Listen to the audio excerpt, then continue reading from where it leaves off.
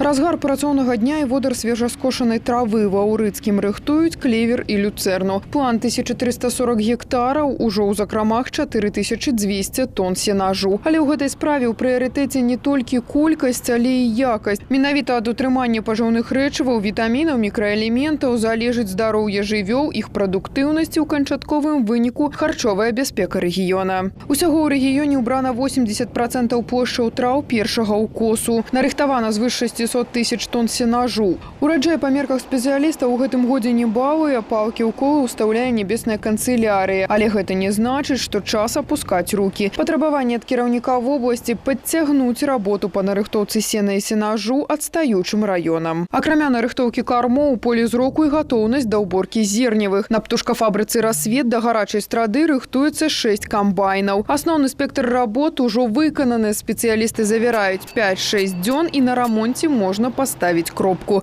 Таксама ўраджай гэтага года рыхтуюцца прымаць зернесушыльныя комплексы. На пасяджэнні аблвыканкама закранулі не толькі будучы каравай, але і прылаўкі рэгіёна. Спажывецкі рынак вобласці працуе стабільна, без эксцэсаў. Сёння сфарміравана сетка гандлёвых аб'ектаў і ніхто, па завярэнням спецыялістаў, не адчувае недахопу ў прадуктах харчавання або таварах іншых груп. Іван Крупко падкрэсліў, перад галіной стаіць канкрэтная задача забяспечыць сельскае насельніцтва на роўнай з жыхарамі буйных гарадоў.